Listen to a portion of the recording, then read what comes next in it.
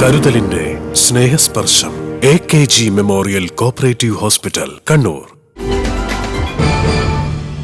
വികസനത്തിൽ ജനങ്ങൾ കൂടി ഭാഗവാക്കാവുന്ന പ്രവർത്തനവുമായി മുന്നോട്ടു പോകുന്നതിന് പ്രാദേശിക സർക്കാരുകൾക്കാവണമെന്ന് സ്പീക്കർ AN ഷംസീർ. കണ്ണൂർ ജില്ലാ പഞ്ചായത്ത് 2026-27 വർഷത്തെ വാർഷിക പദ്ധതി രൂപീകരണത്തിന്റെ ഭാഗമായി നടന്ന വികസന സെമിനാർ ഉദ്ഘാടനവും കരട് പദ്ധതി രേഖാ പ്രകാശനവും നിർവഹിച്ച് സംസാരിക്കുകയായിരുന്നു അദ്ദേഹം. ജനങ്ങളെ വികസനത്തിൽ പങ്കാളികളാക്കാൻ സാധിക്കണം. അതിനായി ജില്ലാ പഞ്ചായത്ത് പദ്ധതി തയ്യാറാക്കണമെന്നും അതുവഴി വികസന മുന്നേറ്റം ഉണ്ടാക്കാൻ സാധിക്കുമെന്നും സ്പീക്കർ പറഞ്ഞു. ആരോഗ്യം, വിദ്യാഭ്യാസം, ടൂറിസം മേഖലകളിൽ കൂട്ടായ പ്രവർത്തനത്തിലൂടെ ശ്രദ്ധ കേന്ദ്രീകരിക്കണമെന്നും അദ്ദേഹം പറഞ്ഞു.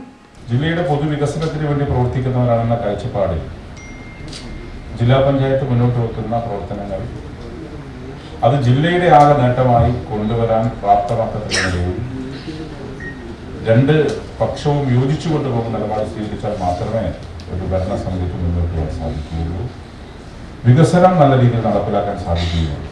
ഇപ്പോൾ അർത്ഥത്തിൽ കണ്ണൂർ ജില്ലാ പഞ്ചായത്ത് കേരളത്തിൽ തന്നെ ഏറ്റവും വികസനത്തിൽ പ്രവർത്തിക്കുന്ന ജില്ലാ പഞ്ചായത്ത് കൂടിയാണ്.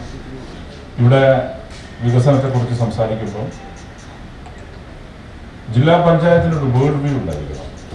വികസനം എന്നത് ഏതെങ്കിലും ഒരു പെർട്ടിക്കുലർ പോയിന്റിലേക്ക് മാത്രം പോവാതെ ജില്ലയിലെ ഓരോ പഞ്ചായത്തിൻ്റെയും ജോഗ്രഫിക്കലായ കാര്യങ്ങൾ മനസ്സിലാക്കി അതിനടിസ്ഥാനപ്പെടുത്തി എന്തൊക്കെ ചെയ്യാൻ സാധിക്കുമോ ആ നിലയിലേക്കുള്ള വികസന പ്രവർത്തനത്തിനാണ് നാം ഊന്നലും പ്രാമുഖ്യം കൊടുക്കുന്നത്.